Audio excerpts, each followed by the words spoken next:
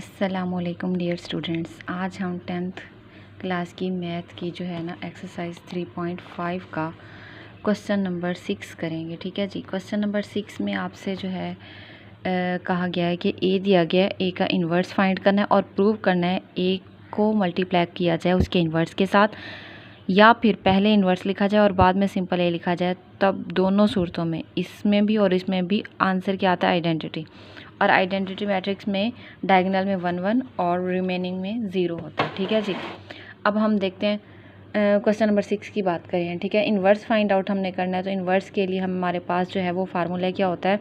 Inverse लेते हुए adjoint divided by determinant. ठीक है, मैंने ए लिया, डिटर्मिनेंट कैसे लेते हैं? इन दोनों को मल्टीप्लाई करना है और इन दोनों को मल्टीप्लाई करना है। 5 को -1 से मल्टीप्लाई करेंगे, -5 आ जाएगा।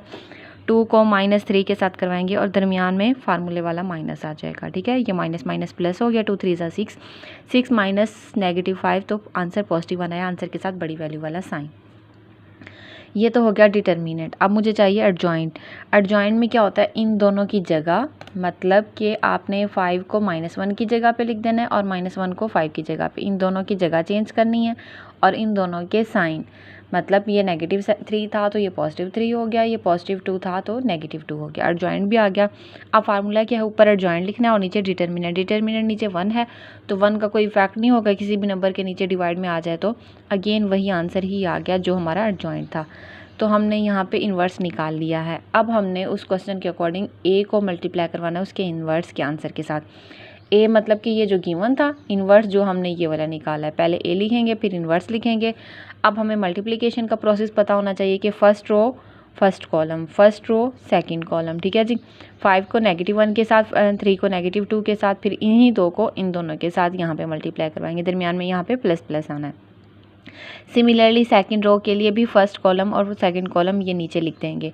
सिंप्लीफिकेशन के बाद यहाँ पे देखें पॉजिटिव और ये नेगेटिव कट हो जाएंगे, 0 आ जाएगा। 6 में से 5 गए तो बाकी 1, तो मतलब ये सॉल्व करने से इधर डायगोनल में 1 1 और रिमेनिंग 0 आया। तो इस पूरी मैट्रिक्स को क्या कहते हैं? Identity matrix.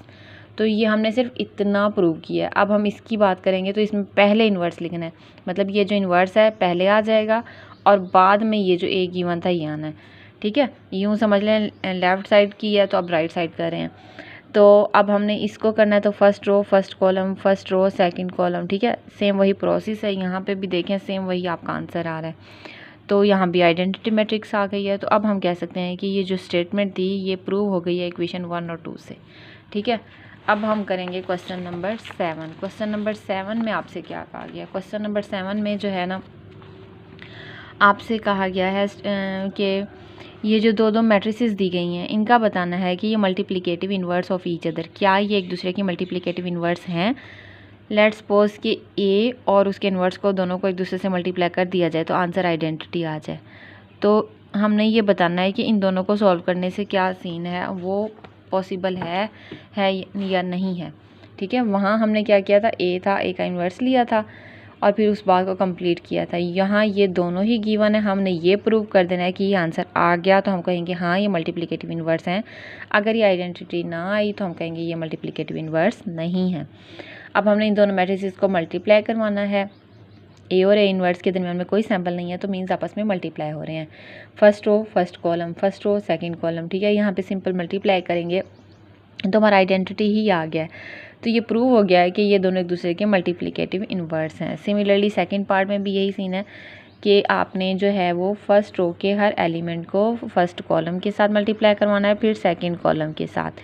ठीक है, ये R1 हो गई, ये C1 और ये C2 और ये R2 है। ठीक है, तो आपने इन दोनों को मल्टीप्लाई करवाना है सिंपल वे में और जस्ट आपने जो है ये आंसर फाइंड आउट करना है। आज की डायरी में क्वेश्चन नंबर 7 तक हो गया। ओके।